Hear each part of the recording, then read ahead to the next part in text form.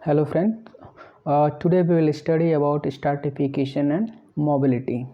So let us start now with some important terms. So first one is egalitarian society.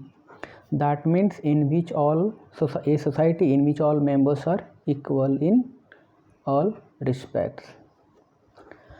Second one is power. The degree to which individuals or groups can impose their will on others, with or without the consent of those others. Third, prestige. It is the amount of esteem or honor associated with the social positions, quality of individuals, and style of life. Wealth. Wealth refers to material possessions defined as valuable in a society. It may include land, livestock, buildings, money, and many other forms of property owned by individuals or social groups. Social inequality, socially created inequality. We will study about it in detail later. Social stratification. It is a particular form of social inequality. It is a group phenomenon. It refers to the presence of distinct social groups which are ranked one above the other in terms of factors such as power, prestige, and wealth. So it's social stratification is a group phenomenon. Thus it involves a hierarchy of social groups. Those who belong to a particular group or stratum will have some awareness of the common interest and common identity. For example, traditional Hindu caste system in India. In India, traditional Hindu society was divided into 5 main strata. 4 varnas or castes, and the 5th group, the outcasts, that are termed as untouchables. Each caste subdivided into jatis or subcastes, which in total numbered thousands. Jatis were occupational groups, for example, carpenter jatis, goldsmith jatis, potter jatis, and so on. Castes were ranked in terms of ritual purity. Although the caste system has been made illegal in modern India, but still exercises influence, particularly in rural areas. We can easily witness caste system in India, even in urban area, but it is decreasing. Now, subcultures. When some members of a society experience similar circumstances and problems that are not common to all members of a subculture, a subculture tends to develop. There is a tendency of members of each stratum to develop their own subculture, that is, certain norms, attitude, and values which are distinctive to them as a social group. For example, those who are living in slums develop this kind of tendency very frequently.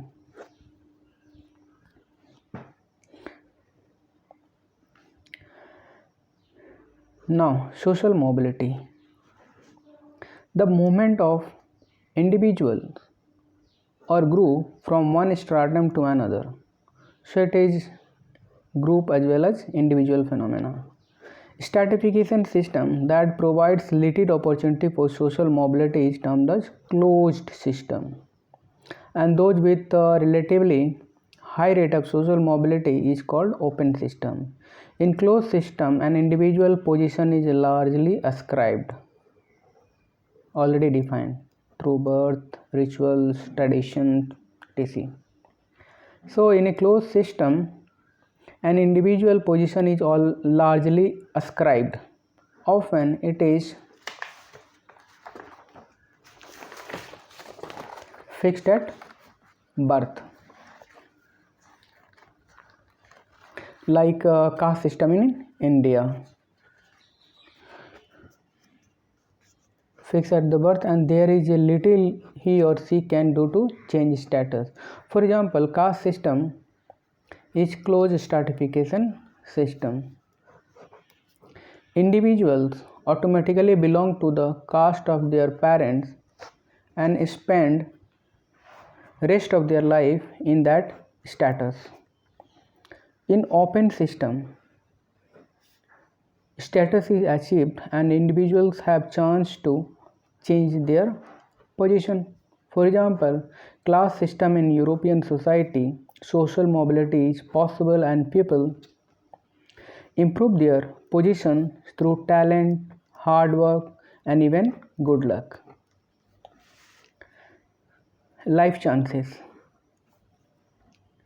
A person's position in a stratification system may have important effect on many areas of life.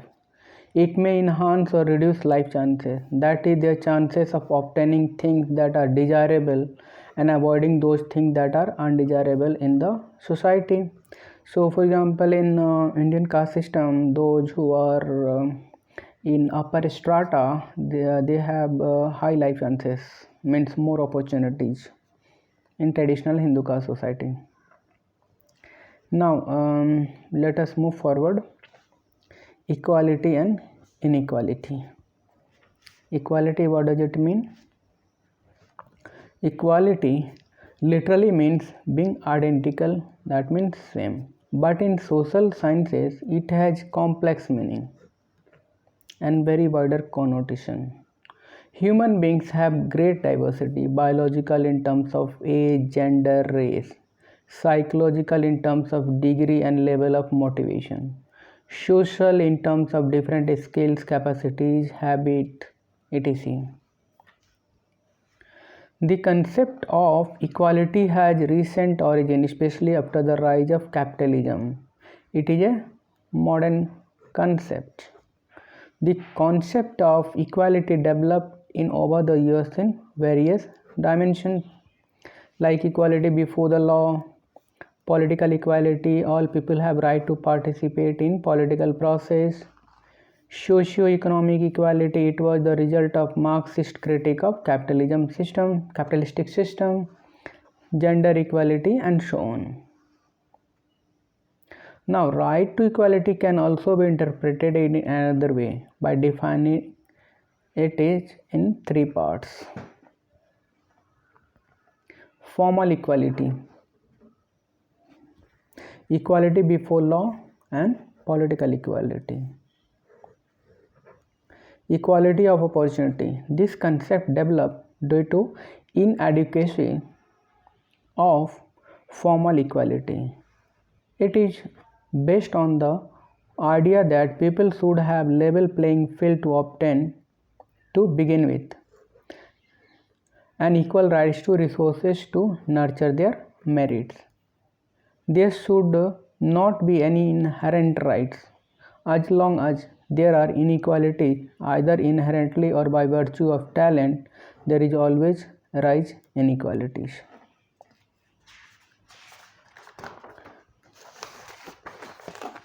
Now, equality of outcomes. That means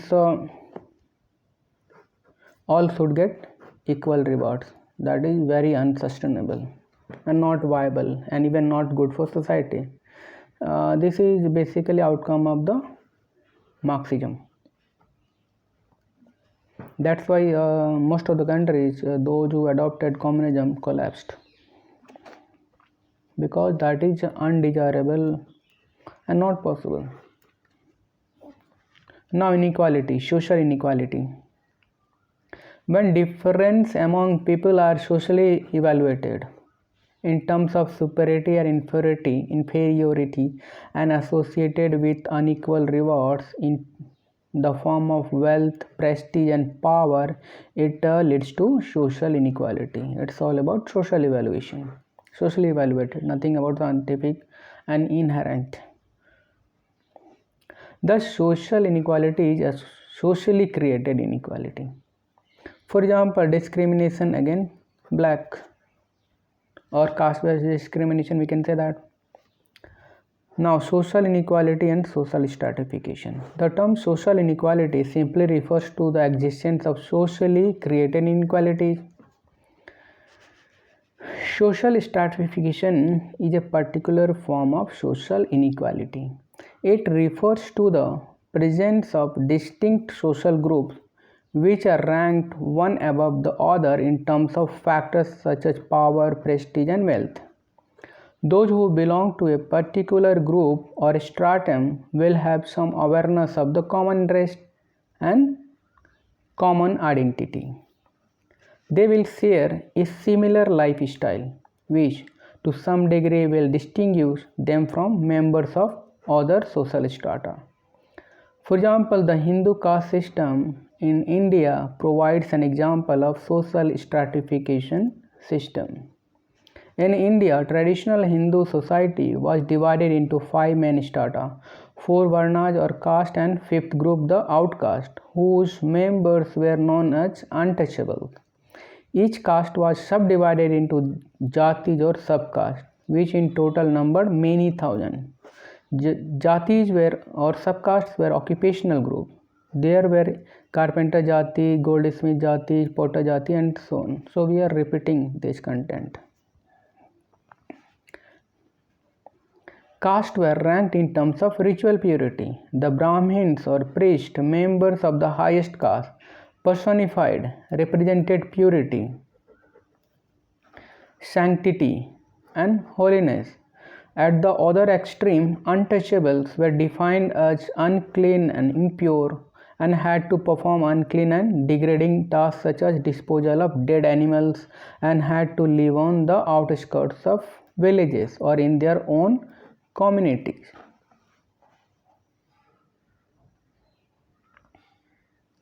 The social stratification involves a hierarchy of social groups. Members of a particular stratum have common identity, similar interests, and similar lifestyle. So we have to remember these terms: common identity, similar interest, and similar lifestyle. They enjoy or suffer unequal distribution of rewards in society as members of different social groups. Social stratification, however, is only one form of social inequality. It is possible for social inequality to exist without social strata. For example, some sociologists have argued that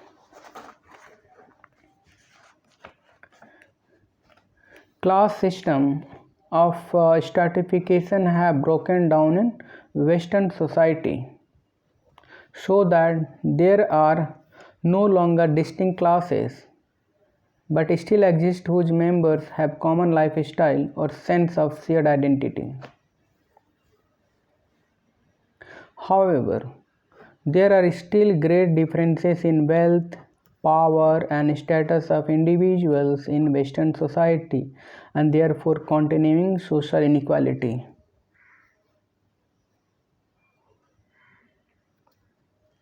So this is the characteristic of advanced industrial society, or we can say postmodern society. So advanced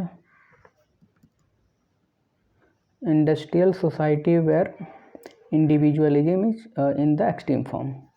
Industrial society. Now hierarchy, social hierarchy.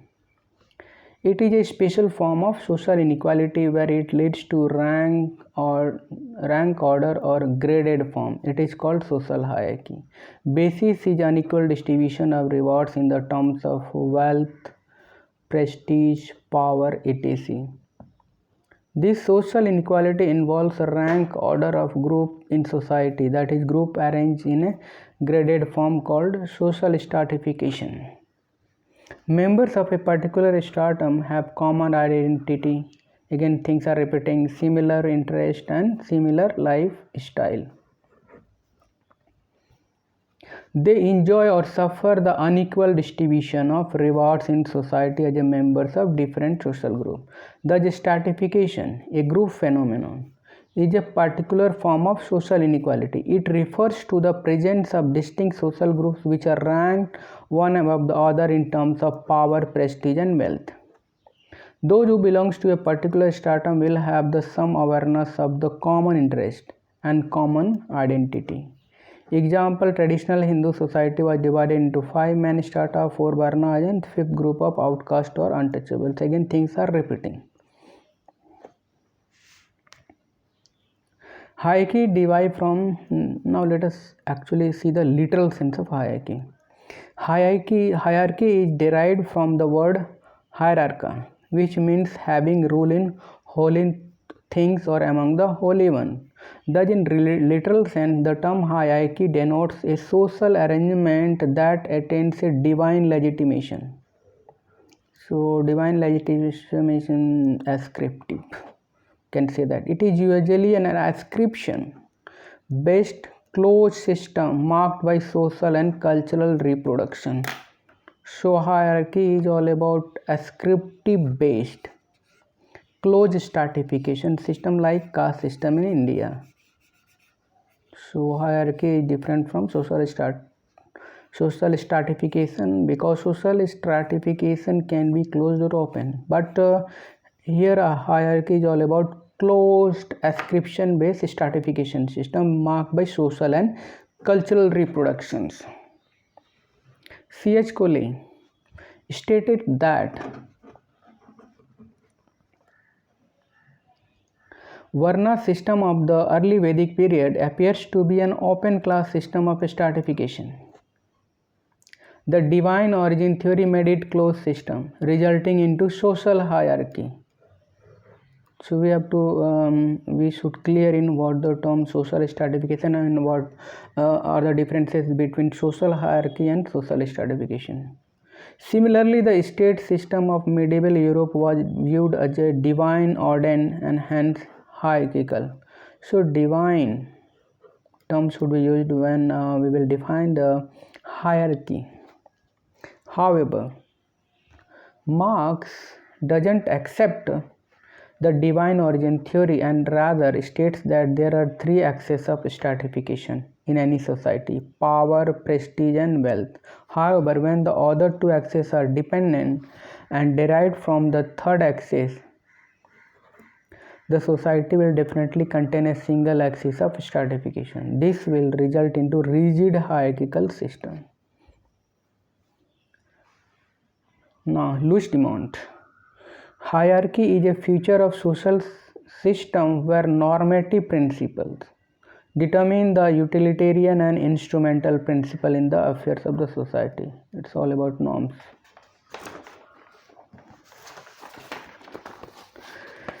Dipankar Gupta, what he has said, let us see. Dipankar Gupta argues that capitalist or open market system is prone to become hierarchical. If health and education are left in the hands of market forces, people in the lower classes will have limited access to avail the best of their services. Thus, they will have little opportunity to improve their class status or party position. Thus, hierarchy is marked by exclusion and inclusion, whereas stratification is marked by differences and inequality. So, hierarchy is all about exclusion and inclusion, whereas stratification is marked by differences and inequality. Within a stratification system, hierarchy may be present and vice versa.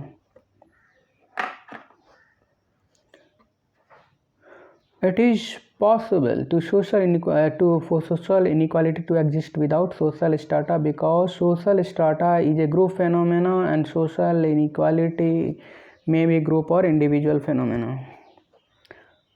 Stratification terms come from the geology, different layers of earth strata. The groups can be ranked along 3 axes: wealth, prestige, and power. Cumulative stratification, what is?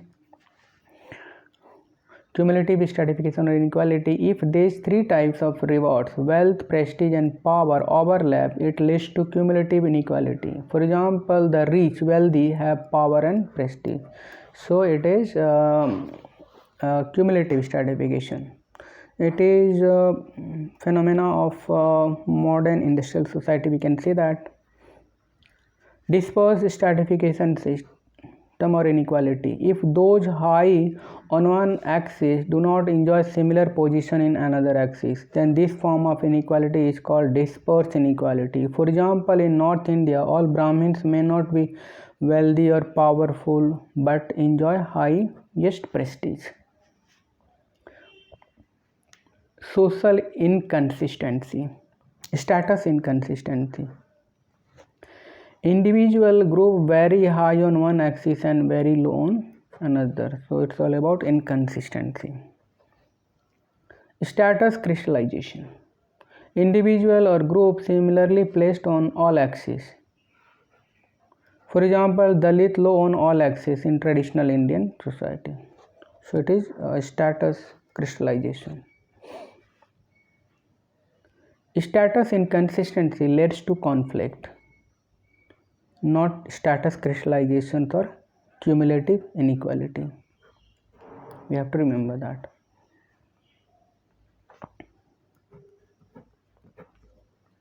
Andre Bete on social inequality. He analyzed it in the form of harmonic and disharmonic social system.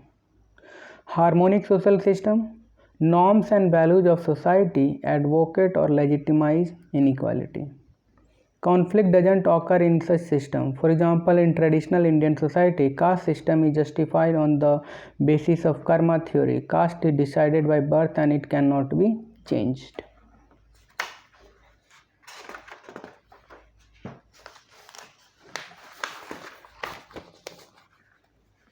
And disharmonic social system, what it is. For example, in modern Indian constitution gives equality to all citizens, but in reality it is denied. This is why caste conflicts have grown after independence. Now, Louis Dumont on social inequality. Louis Dumont in Homo Hierarchicus states that inequality in India is a way of life, because Indian society is still traditional, caste-based, which was hereditary and perpetuated by occupational division of labor.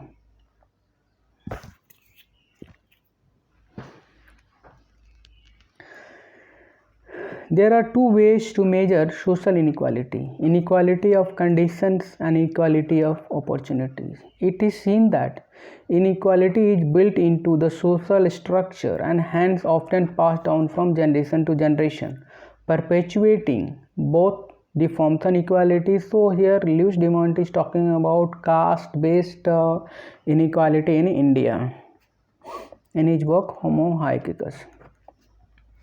Poverty and deprivation. The term poverty implies undesirable state. People suffers from poverty needs to be helped so that their situation can be improved. So poverty is all about undesirable state. The definition of poverty matters because how it is defined determines how much poverty in a society and country is there. As Ruth Lister argues, how we define poverty is critical to political, policy and academic debates about the concept. Since 19th century, researchers have tried to establish a standard definition of poverty, and definition of poverty evolve and change in the course of time in following ways. Absolute poverty. It is based upon the idea of subsistence. People are in poverty if they do not have the resource to maintain human life. It is a common minimum standard that can be applied to all society, below which individuals can be said to be in poverty. Most measures of absolute poverty are concerned with establishing the quality and amount of food, clothing, and shelters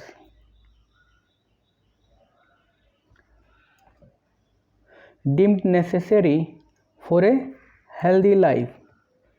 Absolute poverty is often known as the subsistence poverty, since it is based on assessment of minimum subsistence requirement. So absolute poverty is often known as subsistence poverty, since it is based on assessment of minimum subsistence requirement. Absolute poverty is generally measured by the pricing of the basic necessities of life, drawing a poverty line in the terms of this price and defining as poor those whose income falls below the line. What is happening in India, Pakistan and other poor countries. The 1995 Copenhagen World Summit on Development defined poverty in two tiers.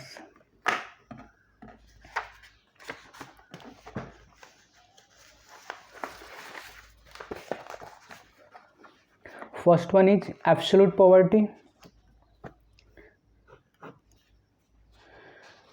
What is absolute poverty? A condition characterized by severe deprivation of basic human needs, including food, safe drinking water, sanitation facilities, health, shelter, education, and information. It depends not only income but also on the access to service. Overall poverty, it is, we can say that on an average, it includes concept of absolute poverty and lack of participation and decision making in civil, social and cultural life. This is close to definition of relative poverty and social exclusion. Now evaluation of the concept of absolute poverty. Peter Townsend argued that it would be difficult to define and standardize nutritional needs without taking account of the kinds and demands of the occupations and of leisure time pursuit in a society. For example, the nutritional needs of nomadic hunter and gatherers of Kalahari Desert in Africa is different from the office workers in London. Within the same society, nutritional needs vary widely. For example, bench clerks sitting at a desk all day and laborer working on a building site both have different nutritional needs. So it is very difficult to decide quantitatively the concept of absolute poverty. Critics argued that the concept of absolute poverty is even more difficult to define when it is broadened to include the idea of basic cultural needs, such as the need for education and information. Such needs vary from time to time and from place to place, so that any attempt to establish absolute fixed standard is problematic. However, sociologists believe that the concept of absolute poverty should not be abandoned, as it provides a basis for comparing different societies, for example, measuring the levels of development. So, according to sociologists, the concept of absolute poverty should not be abandoned. Now, let us come to relative poverty and deprivation. It is all about. Now, relative poverty and deprivation. In the view of the problems associated with absolute poverty, many sociologists, such as Peter Townsend, have argued that definition of poverty must be related to the needs and the demands of changing society. It is not sufficient to see poverty simply as lack of material possessions and the facilities necessary for material well-being. Poverty also exists where members of the society are excluded from the lifestyle of community to whom they belong. So Peter Townsend defined the concept of poverty in terms of the concept of relative deprivation. So what is relative deprivation is, according to Peter Townsend, he argued that the society determines and conditions people needs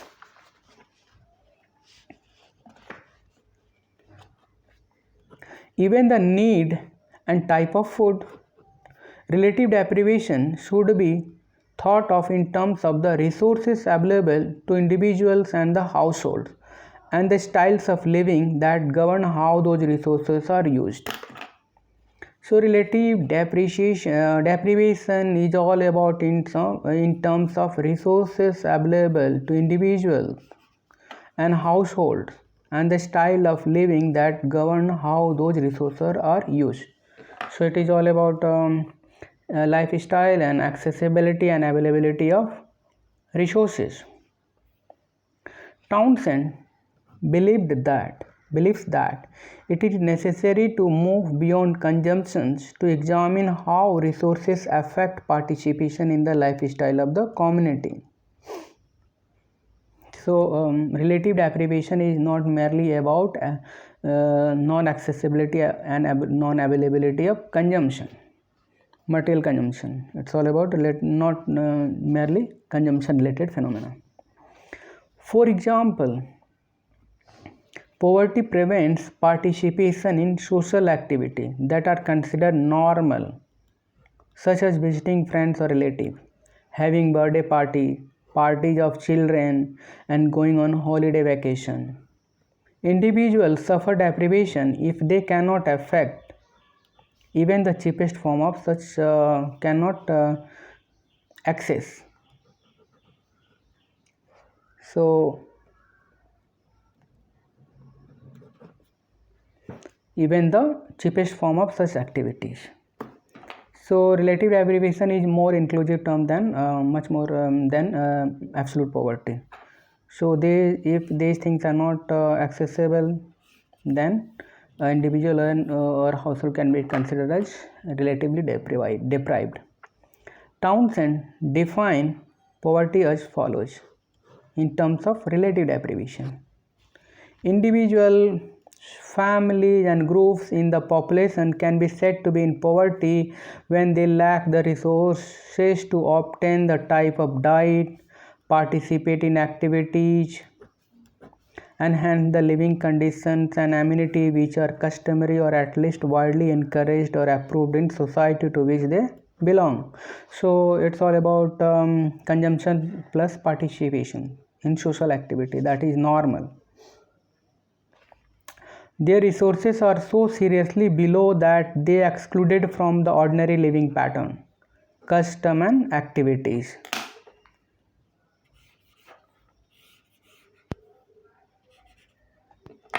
In order to put his definition of poverty into operation, Townsend devised a deprivation index.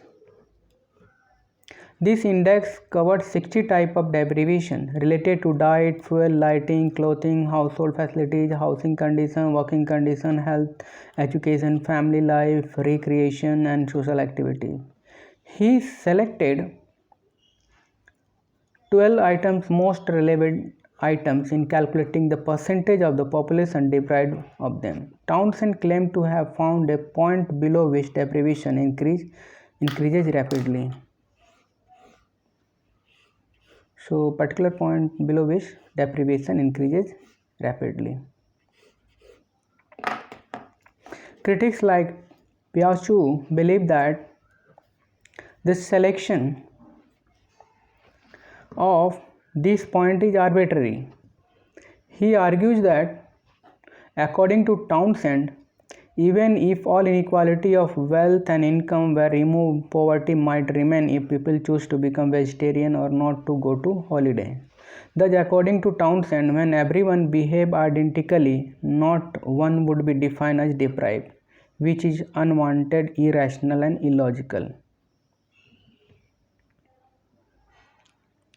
Amar Sen argues that relative deprivation, even including all its variants, cannot be only basis for concept of poverty. He describes an irreducible core of absolute deprivation, which translates report of starvation, malnutrition, visible hardship into diagnosis of poverty without having to ascertain first the relative position. Thus, if a famine were widespread in a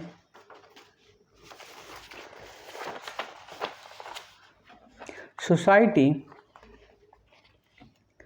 it would make little sense to argue that there was no poverty on the ground that there was little inequality since everybody was short of food. Sen accepts that resources need to avoid absolute deprivation vary from society to society, but prime focus should be in determining the condition when people have too little resources to fulfill their most basic needs. So most here focus is on most basic needs. For Sen, the approach of relative deprivation supplement rather than supplants the analysis of poverty in terms of absolute disposition. So Amartya Sen is talking about absolute deprivation. Now social exclusion, more recent concept. It is social exclusion is a more recent phenomenon. Not phenomenon, a recent concept. Now, social exclusion refers to a situation in which multiple deprivations prevent individuals from participating in important areas of social activity. It is talking about multiple deprivation that prevents individuals from participating in important areas of social activities. Thus, the socially excluded might be unable to find work, take part in leisure activities, or actively participate in society's politics beyond voting at election. What is happening in India? Common man is simply treated as more about vote, just mere voter. Madani Paur has defined social exclusion as social exclusion is a multidimensional process in which various forms of exclusion are combined, like participation in decision making and political process, access to employment and material resources, and integration into common cultural process. Social exclusion needs to be distinguished from poverty. Poverty versus social exclusion. Poverty refers to lack of material resources generally. On the other hand, social exclusion includes a broader range of ways in which the people may be disadvantaged in society. Many of these types of deprivations concern the inability to participate fully in society in ways that are only partly set by material resources. According to Ruth Lister, social exclusion is more multidimensional and multi-level concept than poverty.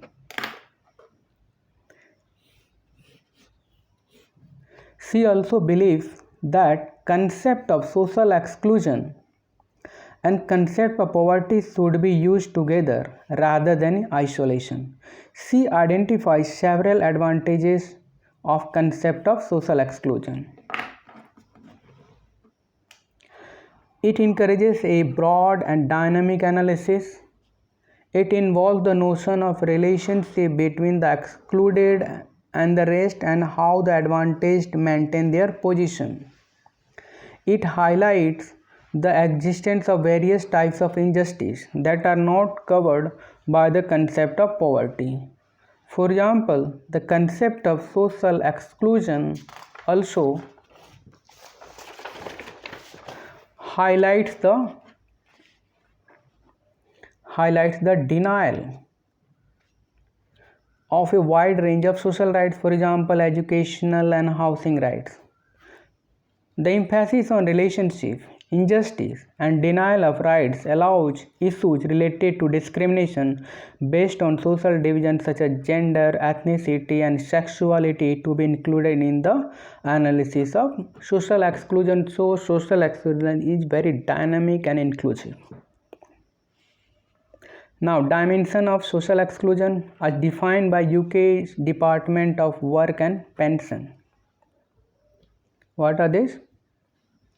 Lack of adequate economic resources. It leads to the cycle of deprivation in which deprivation is passed from one generation to next by making it difficult for the deprived to afford to participate in many socially important activities. Lack of opportunities to work, lack of opportunities to learn, health inequalities. Poor health may prevent people from taking advantage of opportunities to work, to learn, and to participate in society. Lack of decent housing, poor housing, or homelessness can lead to health problem and hence the health inequalities. Disruption of family life, lone parenthood, and broken relationship can cause social exclusion. Living in disadvantaged neighborhood, areas with high crime, high pollution, poor services can make individual problem more worse. So it's all about first lecture, the basic concepts of stratification. So in the next lecture we will start with theories of social stratification. Okay, thank you very much.